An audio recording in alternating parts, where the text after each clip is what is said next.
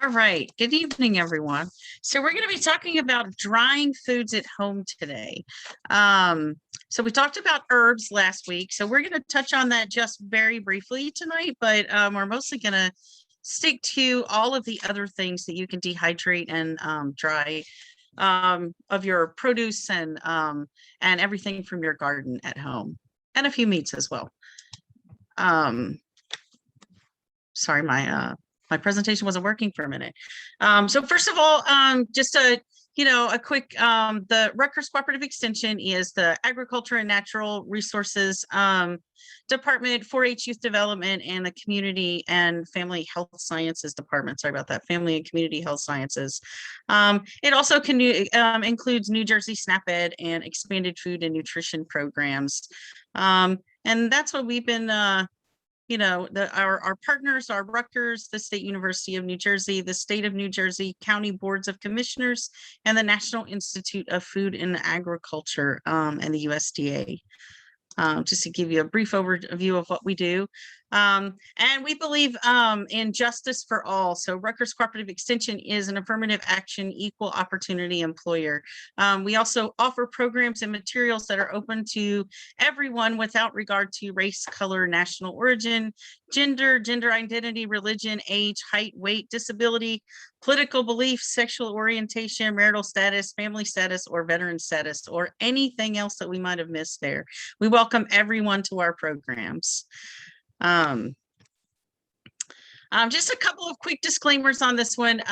This slideshow is a description of principles and considerations in food dehydration at home, and it's not intended to be complete directions or instruction for drying specific foods. So if you're looking to dry specific foods, you're going to want to look up a recipe and instructions on that specific food on the USDA website, which is something that we've been directing you to throughout our 8 presentations. You can also go to the University of Georgia Food Preservation website, which has links to all of those, to all of the instructions and some recipes. It was developed to help educators teach classes in home dehydration. And any references that we make to any specific products, services, or information is just made with the understanding that there's no discrimination intended and no endorsement by Rutgers University or the University of Georgia. This presentation was actually adapted from a University of Georgia presentation. The Department of Agriculture and any supporting organization. So it's all provided for educational information. So let's get started. A long time ago in a faraway place, food preservation is actually, that's just kind of a joke, but food preservation is really one of the oldest methods of preserving food that there is. We have evidence of Middle Eastern and Oriental cultures drying foods as early as 12,000 BC. But in ancient times, the sun and wind were used to dry foods naturally. In the Middle Ages, still houses were constructed to dry fruits, vegetables, and herbs in locations that did not have enough natural sunlight. So heat from fire was used generally. And there was also smoking of items that was used to create the drying process. Centuries later, electricity opened up a lot of options in preserving food. Obviously, we started to have ovens, and over time, we had dehydrators developed to dry foods. And the most common dehydrator that we use right now, the cylindrical one, was designed and patented in 1980. And we'll see that a few times in this presentation. So why would you dry foods? One of the biggest reasons that we dry foods is because it's simple. It takes minimal equipment, supplies, and ingredients. It reduces the size and the weight of the food. It has a really long shelf life, and it doesn't require a lot of space.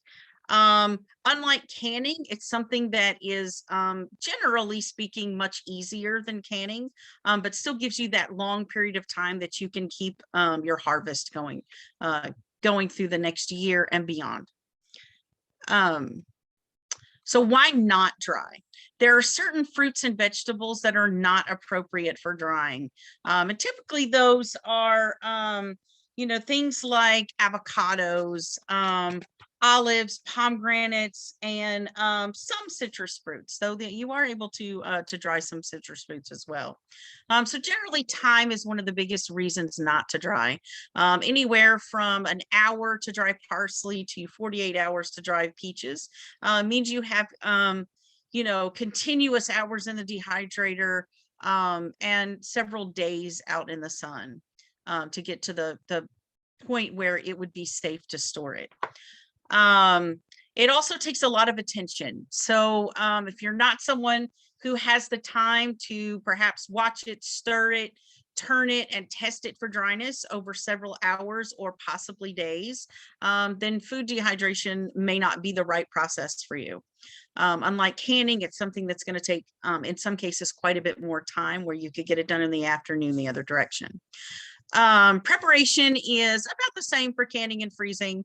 And as I said before, it's not really suitable for all foods. Some foods are just going to have too much moisture in them.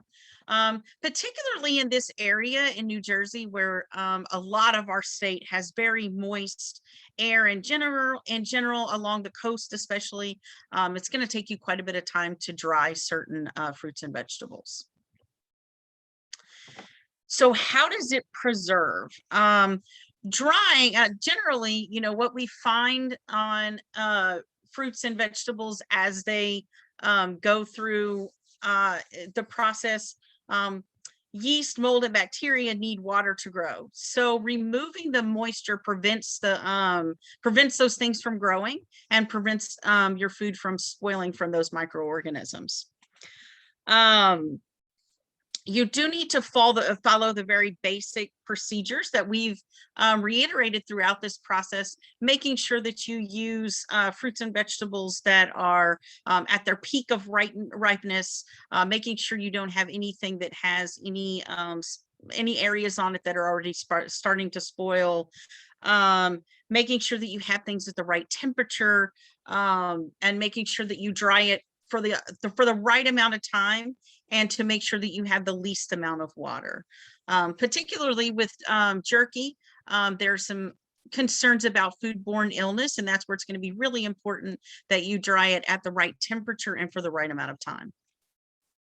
So during the process, the enzyme action is slowed, though it's not stopped, which means that the color, texture, and quality do not degrade as rapidly once food is dried. Now, when it comes to color, one thing that you want to keep in mind that what we're talking about is dehydrating food, pulling all of the water out, but doing it through a process of either solar, sun, air, or heat. There's also freeze-dried foods, which is a different process that we're not going to talk about today, but you would see a different color action when it comes to freeze-dried versus dehydrating. So the first thing you want to do is choose a method of drying, and you want to choose one that is the most appropriate to the type of foods that you're trying to dry. What you're going to be able to need to control is air circulation, because moving air encourages evaporation by maintaining the low humidity. And the other thing you really need to be able to control is the temperature, because 140 degree is ideal for most foods, and especially your meat foods, because your temperature danger zone still remains in that 40 to 140 degree temperature zone. You don't want it to go too slow, meaning at too low of a temperature, because you'll have poor air circulation, because that'll equal microorganisms could grow. You also don't want it to go too fast, because then you get what's called case hardening. And you would see that particularly in beans. You would get a dry outer casing, but then inside the item has not dried properly. And once you get that hardening, the case hardening, it's difficult to get the inside completely dry.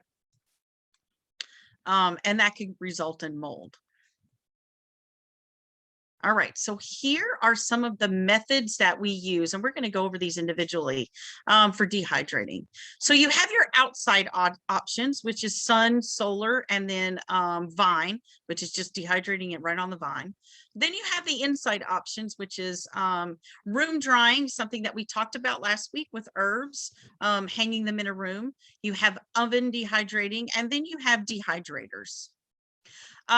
One method is not on here that we did talk about last week, and I just wanted to mention it again this week. There are some items, and particularly your fruits and vegetables and some of your meat jerkies can be done in an air fryer.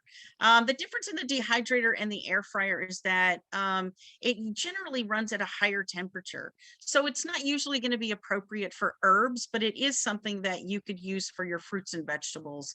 I've also used it to make pieces that I used for centerpieces, like using yeastless bread, and we call it a dead dough, and drying that in an air fryer or dehydrator just to get it to the point that it can be used and it can actually sit there for several weeks before you need to throw it away.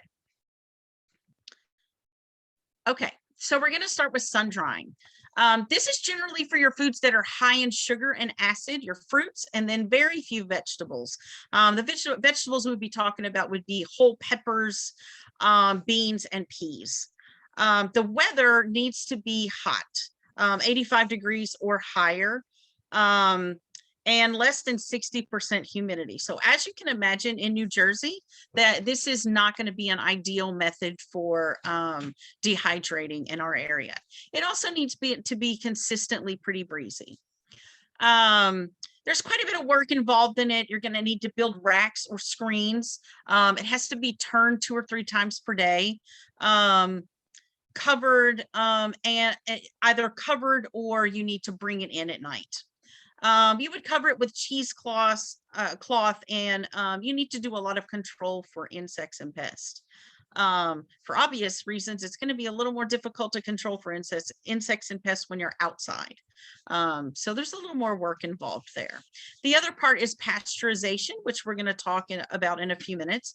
Particularly in your outside methods, you want to make sure that your items are pasteurized.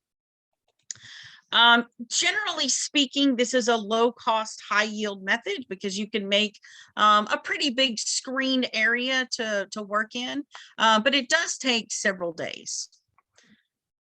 Next is solar drying. And again, this is for your sugar, your high in sugar and acid fruits, and then your just a few vegetables. It's very similar to sun drying, except that the temperature is increased by about 20 to 30 degrees. And the airflow increases as well, just by the way your dryer is built. You do have to make the dryer or purchase a dryer. I do believe that you can actually purchase these a few different places. And then also you're going to need aluminum foil, glass, plastic sheeting. Again, you need to turn the food 2 to 3 times a day. And we do require pasteurization when we're working outside. Like sun drying, it's low cost, it's got a little bit lower yield than the sun drying because, as you can see, it's a much smaller piece of equipment, and it still takes several days for it to work. And then vine drying, this is actually my favorite outdoor method of drying. It's typically for beans like navy beans, kidney beans, butter beans, great northern beans, black-eyed peas, lentils, and soybeans. Your weather is the same as sun drying, and you take your higher temperatures, 85 degrees. It does need to be low humidity, and you need it to be a little bit breezy. Minimal work because basically you're just going to leave the bean pods on the vine until they rattle. So when you see your pods start to dry out, you pick it up, you see if they rattle, and then they're done. Again, for use, you want to go through a pasteurization process. Very low cost method. It does take several days. And in some cases, particularly in New Jersey, this would be one of those times where you would need an additional drying method. This is a method that I often use with school groups. It's a really good way for you to show students, and especially smaller kids, that where you can grow a crop, dry it right there on the vine, and then harvest the beans or peas and either use them to grow new ones next year, or you can use them for, go through the pasteurization process and then use them for cooking. One thing that does happen often, I'm in a coastal county, so you're going to find this in most of your coastal counties, though further west, you might not have this issue, but in your coastal counties, it is very moist.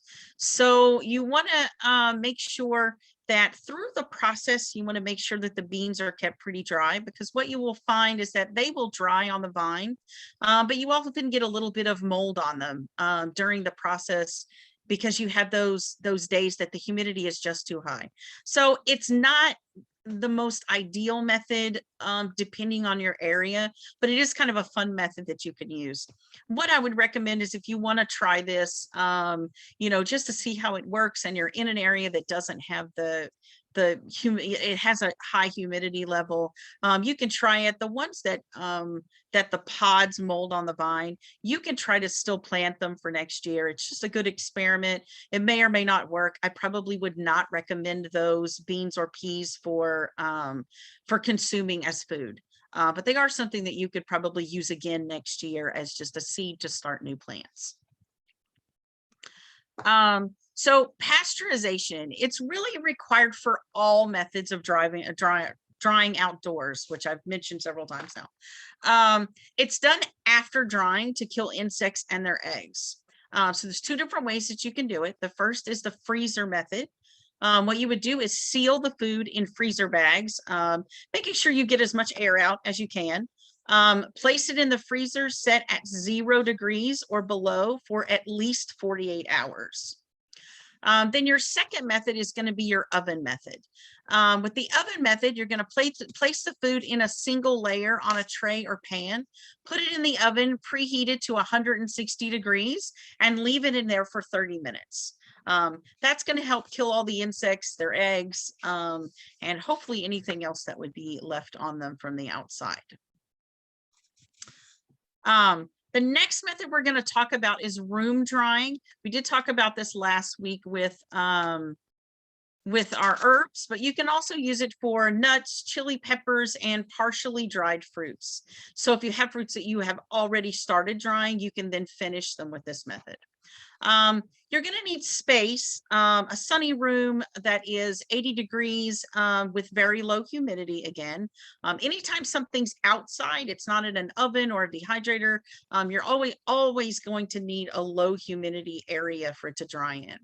You're going to need a fan for air movement, and then you need trays, string, or paper bags. And sometimes you need string and paper bags. So you can actually string the item that you're trying to dry up in the paper bag, tying the string around it, and then tying it up. It's a little more work than your outside methods, because you're going to need to string the herbs or peppers in bundles, suspended in the air. So you're going to need something for you to hang them from. And then you're also, if you have nuts, you can spread them in a single layer on paper, a tray, or in a paper bag. Very low cost, but again, it does take several days for you to get full drying. And you want to hang them, like you'll see in this picture here, you want to hang them upside down so all the moisture goes down and out of it. Okay, next we have oven drying. Oven drying can be used for most foods. It can be used really from anything from drying all the way up to preserving your meats. And it's going to depend on the time period. You need an oven that registers 140 to 150 degrees. So that may be a challenge with some ovens, because some ovens are not going to go down quite that far. So if you have an oven that goes down to 140 degrees, this can be an alternate method for you. You do need a fan for oven movement. You need cookie sheets and liners and some cooking spray. You want to make sure that you set your racks apart about 2 to 3 inches, because you want to have plenty of air circulation in there. You want to place the foods always in a single layer. No matter what you're doing or what methods you're using, you always want to place your whatever you're trying to dry in a single layer. You don't want anything on top of each other because that's going to slow down the drying process. You also want to rotate the foods occasionally and watch them for scorching, because what can happen in the oven is that, especially, there are hot spots within your oven. So you may find that some areas get done a little faster than others, or you may notice some of the edges might get some scorching. Relatively low cost. It is a high energy use, which is sort of a downfall to this method. And it does tie up your oven. In some cases, you can turn the oven on, let it get up to about 175 degrees, turn it off, shut the door, and then you can put things in there to dry there. But you're going to want to keep a really close eye on what the temperature is. So you would want a temperature gauge in your oven almost the entire time to make sure that you're staying within that temperature range, to make sure that mold growth doesn't have the opportunity to start. Next is dehydrator drying, and we're going to go over a couple of different types of dehydrators. So I see there are quite a few questions, but hang with me. I'm going quickly through the types of drying, and then we're going to go a little more in depth of each one of them. So dehydrator drying is, again, for most foods, except milk products and eggs. It's not going to be an appropriate method for using anything that's a dairy product in general. The equipment, a dehydrator with trays. The one that you see pictured here is very similar to the one that I have. And I will give you a little tip on this one.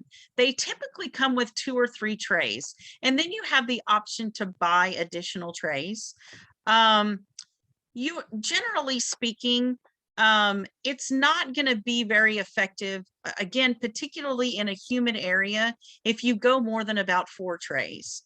If you go any higher than that with these type of dehydrators, there's so much stuff in there that it really raises the amount of time it's going to take for you to dehydrate. And remember, every time we go into more time, we leave ourselves open for mold. So the first time I used this, I think I had 8 trays on there, because you could buy 8 trays, so why wouldn't that work? And the directions said that you could use up to 8 trays, but what I found was I was trying to do tomatoes, and by the time, it probably took 2 days because there were so many in there. And by the time I got to the end, most of my tomatoes had to be thrown out because they had molded in the process, because the drying took too long. So just something to keep in mind. Even though you can buy extra trays, you really want to kind of stick to that 3 to 4 level, and anything over that is going to really slow down your time quite a bit. So these are all electrical, so you're going to need an electrical supply. And then you do occasionally have to turn and test them for dryness. And in some cases, you might want to even alternate the trays. So, if you were checking it every hour, you would want to, maybe put the bottom one on top each time. So alternating them around is going to help a bit. These are very high quality. They're sanitary, and generally speaking, they're very fast. But they do cost quite a bit. You can get them, some at a little bit lower cost, and they do have a limited capacity. So something to think about in this method. So we're going to talk quite a bit about dehydrators for a few minutes. So what features should you look for? These are a couple of different examples of types of dehydrators that you can use. There's a drawer method. I've used this type before for several different types of things I was drying, particularly oranges, apple chips, things like that worked very well for me in this type, but you can dry anything in there. This is a very popular type here. I don't know if you can see my arrow, but I hope so. This is very popular. It's the cylindrical, is what we talked about in the very beginning, patented in 1980, and one of the most common methods of, one of the most common dehydrators. You really want to look for something that's double wall, metal, or very high grade plastic. Something that's wood, again, is going to soak up moisture, and not necessarily the most ideal environment to dehydrate in. You want an enclosed heating element. element, because you're going to be pulling that off several times and it can get kind of warm. And you also don't want that heating element too close to your food. They're generally a countertop design. They have an enclosed thermostat. You want to look for a dial that you can regulate the temperature. You want to look for a shut-off timer. Mine does not have an auto shut-off timer, but it's a really an ideal thing that you should have if if you're looking for a new one. You really need the fan or blower, because we've talked about how you really want that air circulation. Plastic, sturdy, washable mesh trays. And depending on what you're dehydrating is going to depend on what type of tray you're looking for. If you're dehydrating bigger things like oranges and apples and different types of vegetables and fruits, these trays that you can see up in the top here, they have a little bit wider grate. Those are going to be perfect for that. But if you're going to dehydrate herbs, you're going to want to get an insert that has a smaller grate in it so that they don't fall right through. And if you're dehydrating fruit leathers, which we'll talk about in a few minutes, that's something that you have a solid tray that you still get that air circulation that comes up through the middle.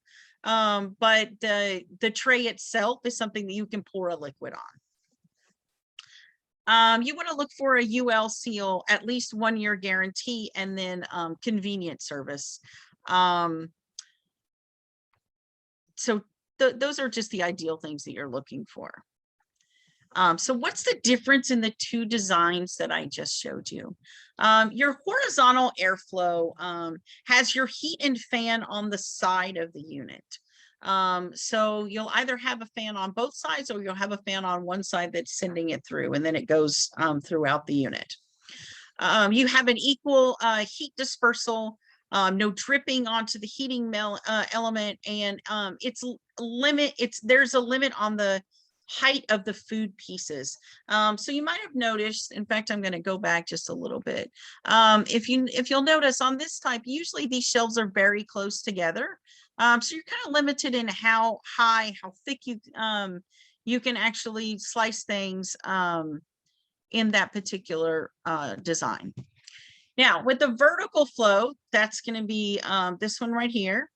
The heat and fan are usually in the base or the lid. Generally speaking, you'll see that quite a few of the ones, if you were to go on the cylindrical ones, quite a few of them are going to be up in the lid. So you're going to be lifting off the fan each time when you go in to turn things or check on them to see whether or not they're done. That's why, because they have uneven heat dispersal, because it's either on the bottom or the top, you need to make sure that you rotate the trays throughout the process. And sometimes you'll find that liquids might drop onto the heating element, especially if it's in the bottom. So you want to opt for a fan that's in the lid if you can. One thing that you absolutely do not want to dry fruits and vegetables in, which is mostly what we're talking about here, and meats as well, we'll talk about those. You do not want to do it in the microwave. The only thing that you might be able to do in the microwave are some herbs, and only if your microwave oven manufacturer allows it. So it's definitely something that you would want to look in your owner's manual and see if it's safe to dry herbs in your microwave oven. It is not safe in all microwave ovens. Okay, so what kind of products can you dry? You can dry almost anything. We talked about earlier, there are a few things that you can't dry, but you can dry most fruits, most vegetables. You can do fruit leathers. You can do jerkies from different types of meat. You can do herbs, and you can also do nuts and seeds. So fruits, we're going to start with how to prepare the fruits. We talked about this in canning, and it's pretty much going to be the same as you go through dehydrating as well. You want to wash them. You want to core them if needed, meaning like with apples and anything else that has a core, you want to core it.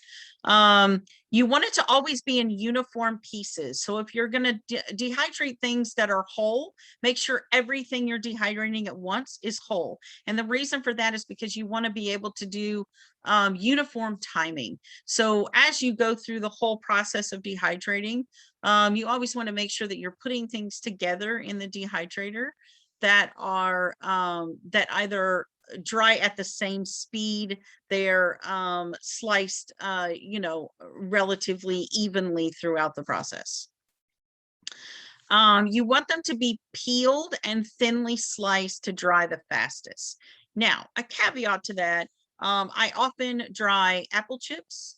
I usually dry them almost completely done to where I want them in my dehydrator first, and then I put them in my oven for a few minutes. And the reason I do that, I actually leave the core in because they're kind of pretty with the little star in the middle, and I leave the skin on them because it gives them a little color. It doesn't hurt to leave your peel on there, but it is going to affect the drying process as far as how long. So something to keep in mind. And why do I use both the dehydrator and the oven? I use the dehydrator because I can set it on my counter and I can just rotate it once in a while and it doesn't hold my oven up for a long period of time. I then put them in the oven because I like them a little crispier than my dehydrator makes them. So when I want them to be crispy, I put them in the oven to finish them off. Like I talked about a few minutes ago, some things you might want to put them in the oven if you want them a little more crispy than they became in your dehydrator, just to finish them off.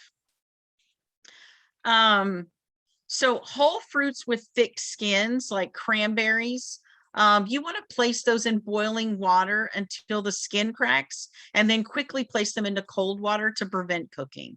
So you want to blanch them first, basically, before you put them in the dehydrator. Otherwise, they will not dehydrate completely. All right, so pre-treatment for your fruits. To prevent immediate and long-term darkening, there are a few things that you want to do before you put them in your dehydrated. You either want to use sulfur, a sulfite dip, absorbic acid mixtures, a fruit juice dip, a honey dip, syrup blanching, or steam blanching. And we're going to go through each one of those. So don't worry, hold on. Depending on what you're using is going to kind of make a difference on what you use. And we'll talk about why as we go through here. I've used almost all of these methods with the exception of sulfuring. And the main reason for that is I don't really want to go through the process of doing it. So sulfur is the longest lasting method of color preservation. It's something that you have to do outdoors only because there are some adverse reactions that are possible. It's not something that you ever want to breathe in. So it's something that you definitely want to do outside, not something you're going to do in your kitchen. You can also use a sulfite dip. Again, there are adverse reactions that are possible, meaning some people could be more sensitive to it. You know, you want to make sure that you get these amounts very, you know, you want to be very exact when you're measuring. So for 1 quart of water, you need 3/4 to 1.5 teaspoons of sodium bisulfite. 1.5 to 3 teaspoons of sodium sulfite, 1 to 2 tablespoons of sodium meta bisulfite. I may be saying that wrong. I apologize. You want to soak slices 5 minutes. You want to soak halves for 15 minutes, and that's just to make sure it really absorbs into the fruit. And then make sure that you rinse them. Very important that you rinse them after. The method with the least concern is your absorbic acid. And this is something that I probably use the most often when I dry things. So for 2 cups of water, you're going to add 1 teaspoon and then soak it for 3 to 5 minutes. Absorbic acid is something that you can find if you go to the food preservation sections of most of your big box stores, Target, Walmart, any of those kind of places, and even some of your local, you know, like I think I've seen it at Ace Hardware and Tractor Supply. So lots of different places carry them. There, you know, Ball makes a type of absorbic acid. I use that one pretty often with apples. And there are some other brands as well. So no, I'm not endorsing a specific brand, just that's one I happen to use, but there are several others that you can use as well. You want to for every quart of water add 1 to 1.5 teaspoons. When you get the powder, you can actually sprinkle it on in a bowl and kind of toss it around, but you want to make sure that it's really even on all of your fruits and vegetables. So depending on what brand and what type you're using, there may be multiple methods for you doing it. You want to make sure that you read the package directions and follow them exactly to make sure that you know, you're not putting too much, and that the items are, you know, you're going to have enough on each one of the items for the result that you're looking for. You want to soak them about 3 to 5 minutes and drain each time, no matter which one of those you use. Now for flavors, there are a couple of things that you can use for dipping your items in. This is going to add calories, so something to keep in mind if you're someone who's really looking to reduce the number of calories, and that's why you're choosing to dehydrate fruits and vegetables, particularly fruits here. You can use a fruit juice dip, so you would want to choose something that's high in vitamin C. Orange, lemon, pineapple, grape, or cranberry are all high in vitamin C. And you want to soak those 3 to 5 minutes. You want to look for something that's 100% juice, typically, so you're really getting that, that high acid level. You can also use a honey dip. What you use 1.5 cups of boiling water, add and mix a 1/2 cup of sugar, cool, then add a 1/2 cup of honey. And then again, you're going to put your fruit down in there and soak it for 3 to 5 minutes and then drain it. I've used these methods. They do work, but I do find that they're a lot sweeter. So if you're looking for something that's less sweet, this may not be the method for you, but if you're looking to add a little bit of sweetness to it, this is a perfect method to do it. All right. And then you also have the option to blanch them. So syrup blanching, you're going to boil 2 cups of water, 1 cup of sugar, and 1 cup of light corn syrup.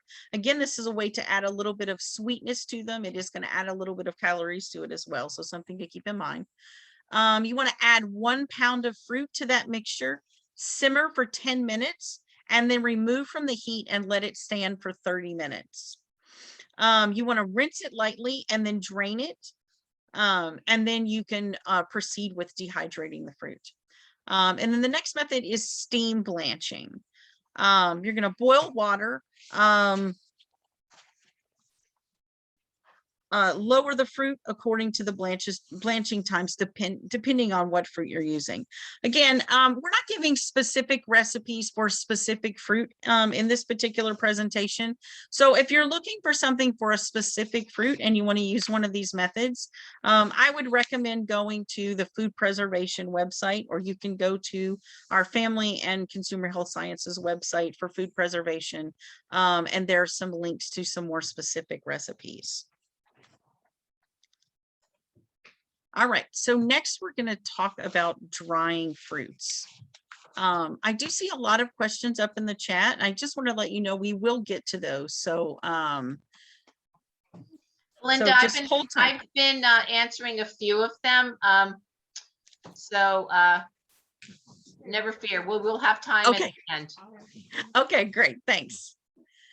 Okay, so drying. As I said before, you always want to dry your fruits in a single layer. That's going to be true of fruits and vegetables.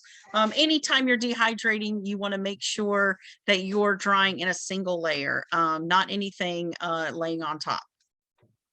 Follow the directions and the drying times provided, and watch your food carefully at the end. Sometimes you'll find that things dry faster than they do others. A lot of that's going to have to do with the humidity in the air. So if you have a day that you're trying to dry things and it's more humid than the day that you chose the last time you dried, you might find that things dry just a little bit faster. Also, in the last part of your dehydration process, you'll find that your fruits and vegetables dry much faster. So something to keep in mind, and that's where you really want to keep an eye on it. You want to dry until it doesn't stick or have any visible moisture. So a test would be to fold it in half and squeeze. And if any moisture is coming out at all, then you need to put it back in and dehydrate it a little longer. You want to make sure that your fruits and vegetables do not have more than 20% of the original moisture to remain for you to be able to safely store it. Okay. Next, for conditioning your fruit, you want to make sure that you cool the fruit for 30 to 60 minutes. So after you dehydrate your fruits, before you store them in a jar, you want to make sure that they're completely cool. So you want to, if you package them too soon, just like with anything else, if you put it in a baggie or a jar and it's still warm, you're going to create condensation, which sort of negates the whole process that you just went through. So you want to make sure they're completely cool. But you don't want to wait too long so that they've picked up moisture from the air. Again, keeping in mind that a lot of areas in our state have a very high humidity level. So that's always something that you want to keep in mind. You want to give it enough time to cool, but not too much time that it can grab that moisture from the air and still have too much moisture in it to store. You want to next, you want to equalize it. So you want to seal it in a container for 7 to 10 days and shake it occasionally. If you see any condensation, you want to put it back in your dehydrator or in your oven or whatever method you've chosen to use and dry it some more. Making sure that you get down to that 20% level and that it stays at the 20% level. That's going to give you that long-term storage ability. And then you want to store it in dry, moisture-proof containers. Generally speaking, I store them in jars that I can close very tightly. And it's kind of pretty. It's something that you can put out and it looks nice. But there are other methods. Anything that you can do that's going to have a nice seal on it and it's going to keep any moisture from getting in is going to be the right type of container to use.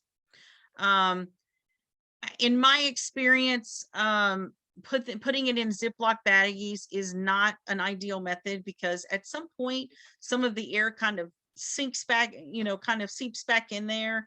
And you don't keep that moisture-proof environment for as long as you would like. So for short-term storage, it's going to work great. Say you made banana chips for your trip this weekend, it would work great for that. But if you're looking for something to be stored for a longer period of time, I would stick with jars and moisture-proof containers as opposed to Ziploc baggies or zip top baggies. All right, so preparation of vegetables is going to be very similar to fruits. You want to select freshly picked, high quality vegetables. You want to wash them, trim and peel them as needed, and make your pieces uniform. Just like with your fruits, the more uniform your pieces, the more evenly they're going to dry throughout. All right. So there's a couple of different ways that you can pre-treat your vegetables to inactivate the enzymes. Early in our series, we talked about how vegetables have certain enzymes and you need to deactivate those through blanching process before you can them. The same is true of dehydrating. So for water blanching, you could fill a large pot with about 2/3 of water, bring it to a boil, submerge your vegetables in a basket or a container. Start your timer when the water returns to a boil. And then if it takes more than 1 minute to come to a boil, then there are probably too many vegetables in your pan. So you want to reduce that amount next time.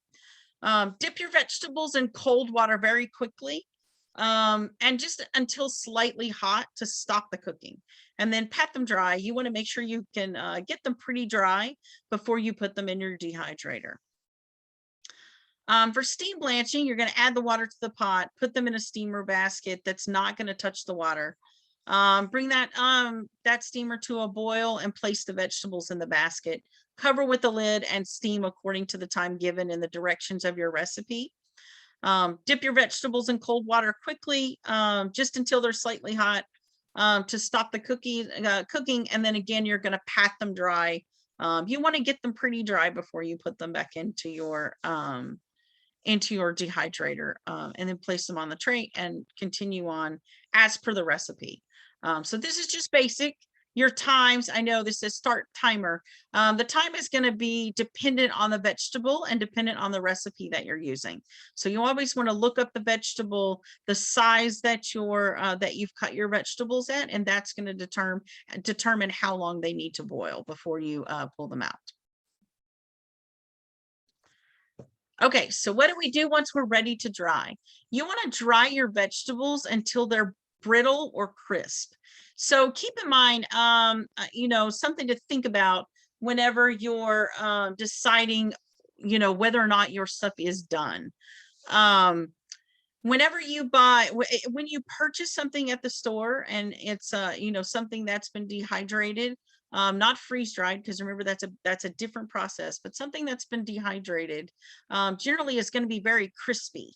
It's gonna, as it says here, some vegetables shatter if they're hit with a hammer, so they're going to be very brittle and very crisp.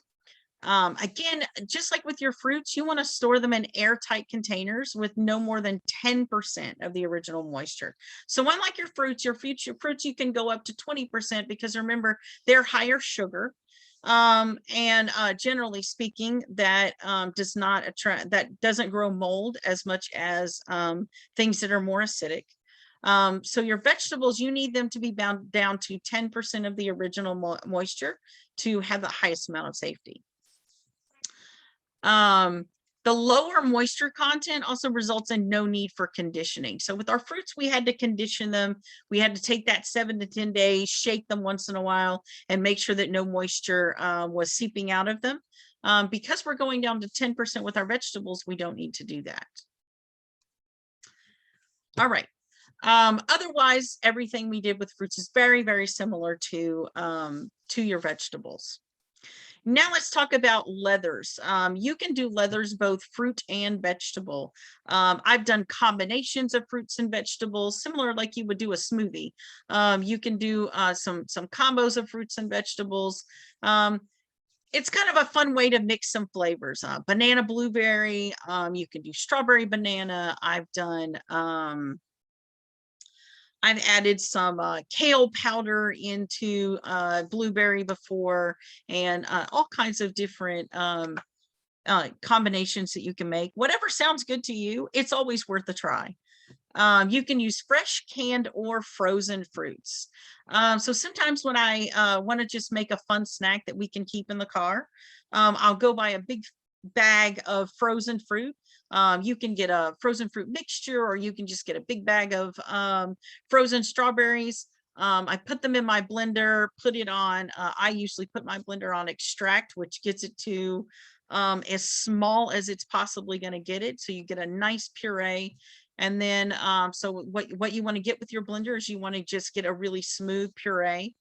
And then you're going to pour that into your trays and put it in your dehydrator.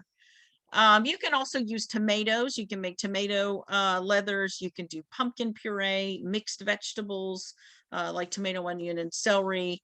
You can do tomatoes and peppers. Again, you want to make sure that you really puree those down, and then you're going to dehydrate them until they're something that can really be torn apart. So preparation, it's similar to all of our other methods. You're going to wash the fruit. You're going to peel it if needed, and cut it into small pieces.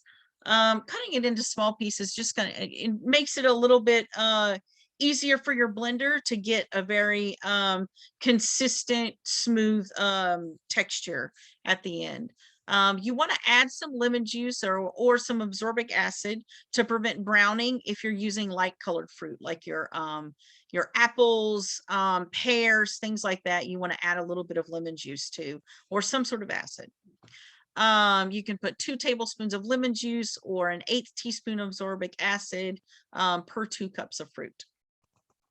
You want to puree them until very smooth, and then you want to add any sugar, honey, or corn syrup that that's desired. Again, going by a recipe, if you're looking for something that some sort of recipe that you can try, you know, look to see the exact amounts to find exactly how much sugar, honey, or corn syrup you want to put in there. All right, to dry them. There are a few different methods that you can use for drying. You can line a cookie sheet with plastic wrap, or you can use a dehydrator tray insert. So like we talked about, and you'll see down here, this is actually a solid tray in this cylindrical dehydrator. So you can pour it on there and it's not going to go through because it's actually a solid, but your air is going to come up through the middle here as it dries.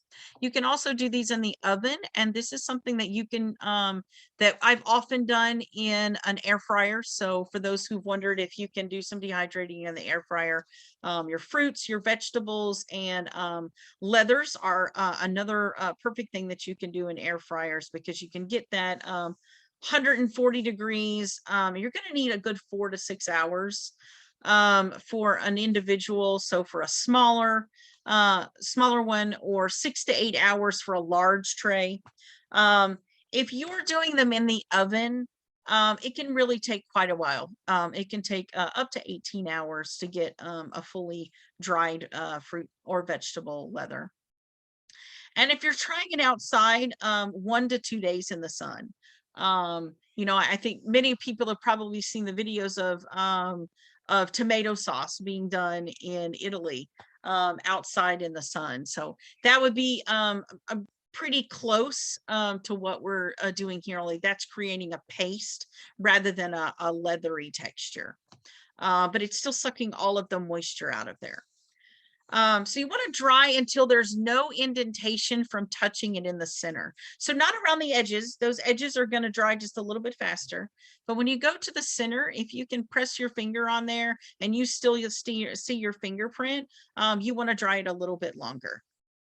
You want to roll in plastic wrap or store in a moisture-proof container for up to about a month at room temperature. I like to store mine in the refrigerator, but that's just a personal preference. You don't have to do that, but you really don't want to keep it too long, more than about a month at room temperature, without letting go of it.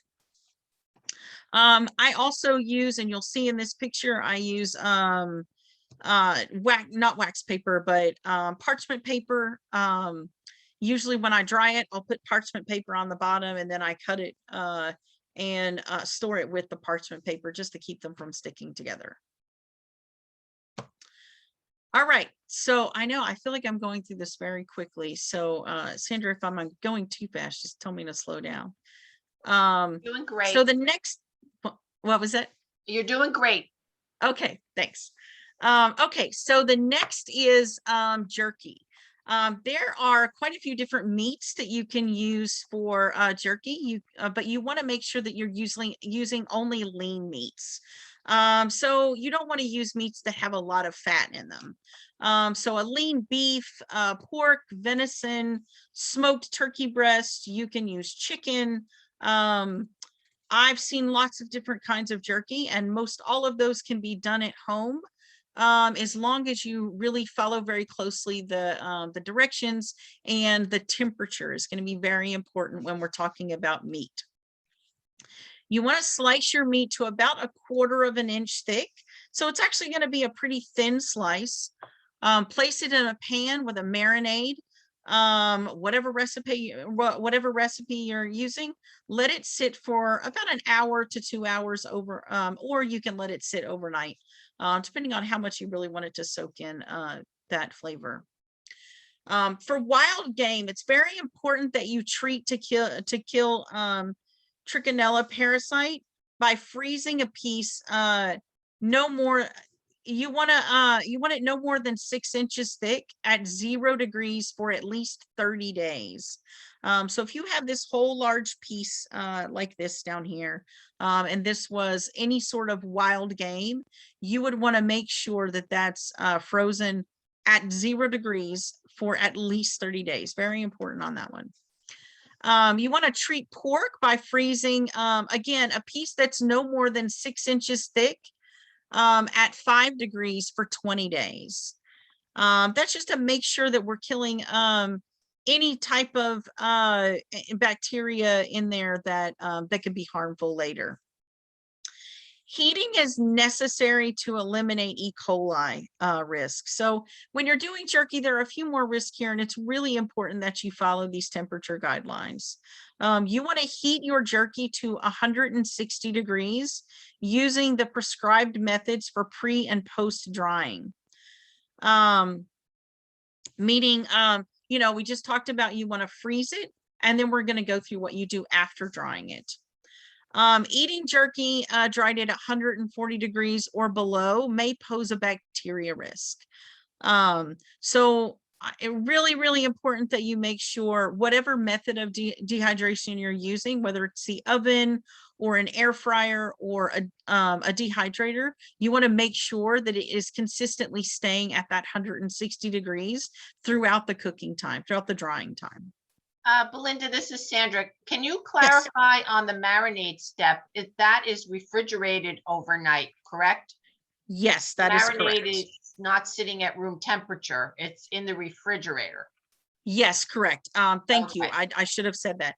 That you would want to put that in the refrigerator. If you're anything more than that 1 to 2 hours, you want to put that in the refrigerator, cover it, and put it in your refrigerator overnight. You definitely do not want to leave that at room temperature. Okay, thank you. Okay. So heating. Prior to drying, you're gonna, oh, he was on this next slide. I was thinking, why didn't I have that in there?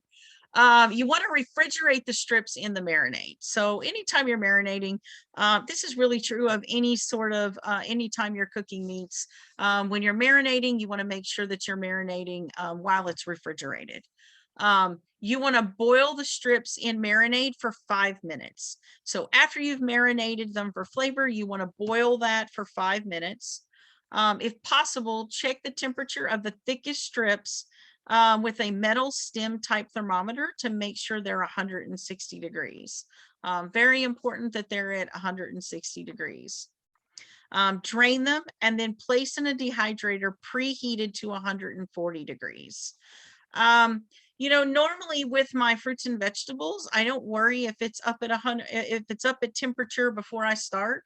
But if you're going to do meat, you want to make sure that you're preheating your dehydrator to make sure that it's already at that temperature, so you're not sitting a period of time in the danger zone. The temperature danger zone is between 40 and 140 degrees. Within that that temperature range, you have bacteria can grow rapidly. So you want to make sure that, especially with meats, that you don't have it sitting in that temperature range while it gets up to temperature. After drying, you want to preheat an oven to 275 degrees. Place your dried strips on a cookie sheet. Again, not overlapping. You never want them to overlap. And then heat for 10 minutes at least. It can be a little bit longer, but you want to go no less than 10 minutes. Check the temperature to make sure that it's 160 degrees of your thickest strips. And again, you want to always use a metal stem thermometer. Now, meat is not something you want to dry outside. Not really an option for any outside drying. You definitely want to use an oven. You can use an air fryer, or you want to use a dehydrator. You want to marinate it. You want to dry it at 140 degrees. Begin checking for your dryness at 3 hours.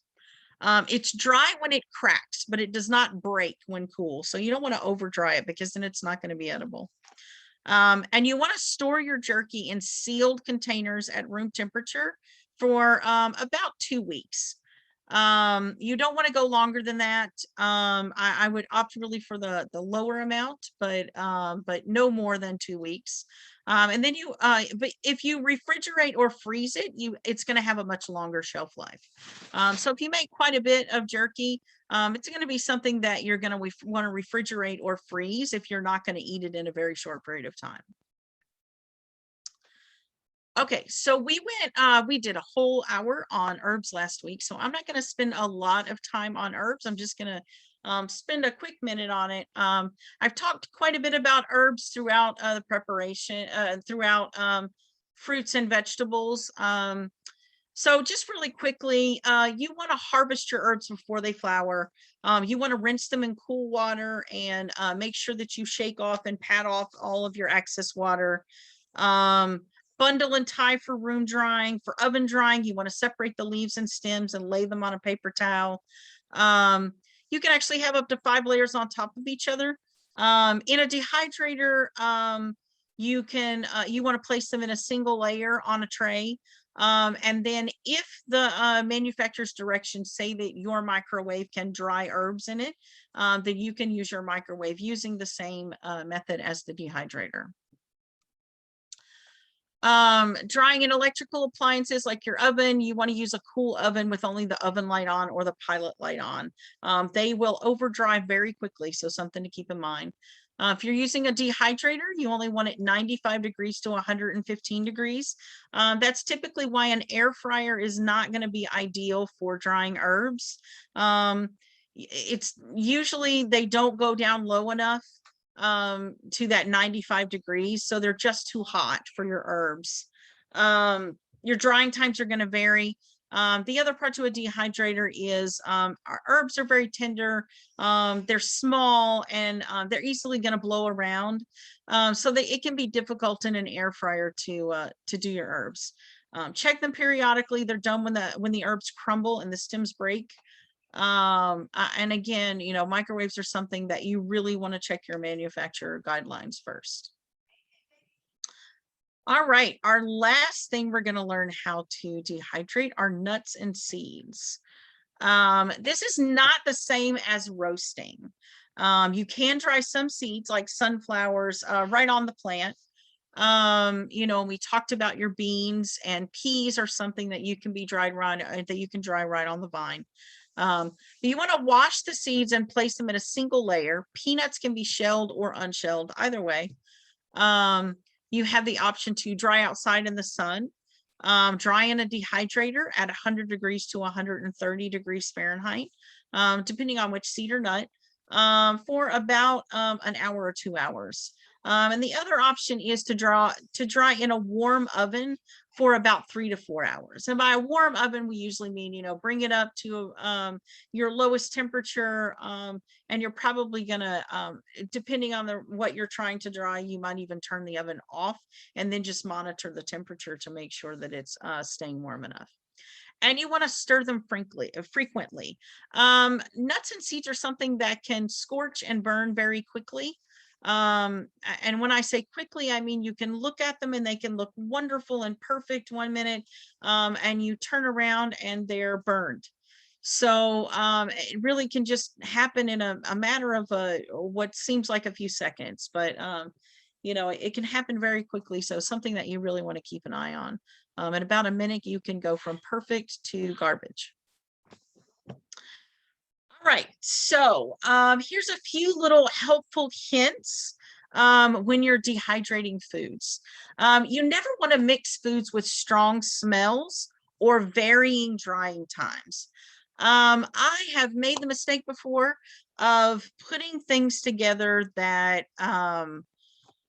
shouldn't be dehydrated together. For instance, some fruits are really going to take up smells very quickly. So I tried to dry sprigs of rosemary one time with a fruit that does not mix well with rosemary, and it then tasted like rosemary. So something to keep in mind, not only whenever you're, you know, not mixing items, you know, like a certain vegetable or fruit or two different vegetables that you don't want to taste like each other. But also if you're adding anything, like if you're sprinkling any dry spices on there, like cinnamon or anything like that. Often we put a little cinnamon on our apple, our dried apple chips. That's something that's going to make everything in your dehydrator smell and taste like that, because remember, your fan is circulating through the entire time. So always keep that in mind when you're deciding what you're drying. You also want to make sure, we talked about the thickness. It needs to be consistent, and you want to make sure that you're drying things that dry at the same period of time. For instance, tomatoes are something that are, they're very wet. So you want to make sure that you don't put those with something else that's going to dry very quickly.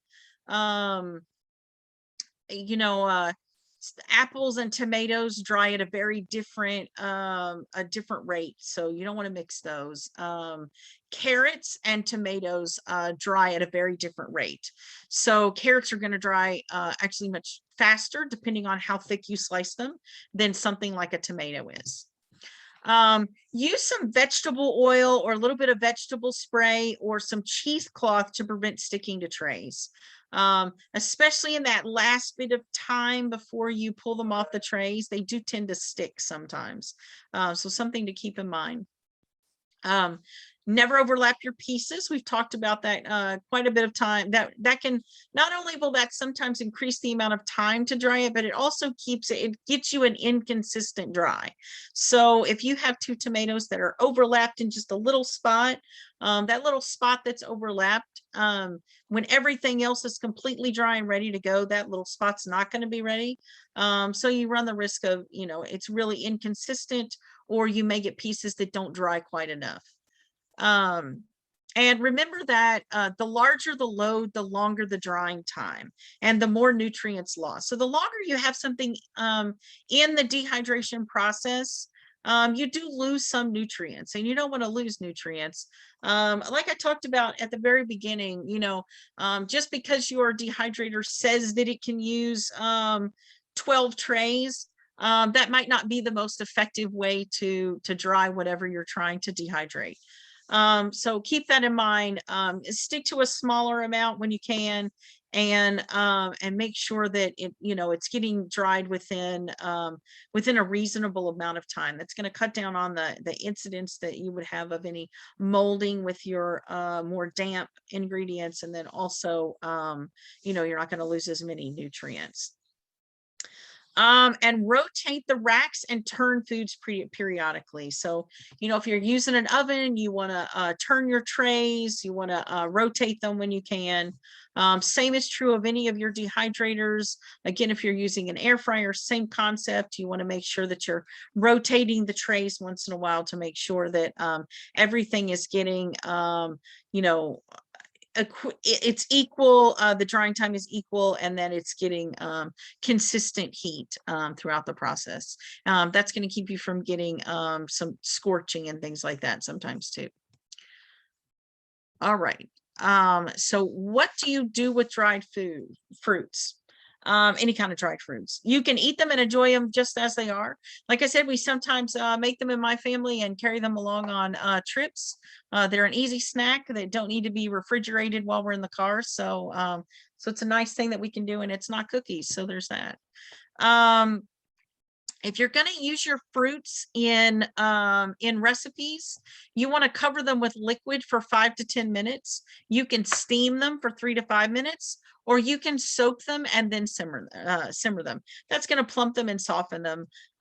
You know, say you have some dried cranberries, you can soak them in just about any liquid. You could soak them in a fruit juice. You could soak them in water. You could soak them in liquor. There are quite a few different things that you can do if you're going to use them in baking and things like that. With vegetables, you want to soak them for 1 to 2 hours in 1 to 2 cups of liquid per 1 cup of vegetables. And then you can just add them straight to soup without soaking if you want to do that, especially if it's a soup that's going to be simmering all day. They're going to reconstitute through that process anyway. and a few control points throughout your process. Cleanliness is key through this entire process. You want to make sure that all of the tools that you use are clean, all of your items that you're dehydrating are cleaned before you start. You know, you want to rinse anything off. You want to make sure apples is a good example of the waxy coating that's on it. You want to make sure that you're rinsing all of that off. And you start with a very clean surface. You want to marinate your meat in the refrigerator. You don't want to marinate that out on the counter where it's at room temperature. You want to preheat your dehydrator to 140 degrees or whatever the required temperature is for the recipe you're using. You want to avoid case hardening. Remember, we talked about that's where you get that you don't want to dehydrate too quickly because you get that hardened case and the inside is still soft. You want to cool to room temperature before you package because you don't want to get the condensation from putting something in a jar or any other packaging and then you getting the moisture and it's going to suck that right back in. And now we're back where we started again. We have to redehydrate it.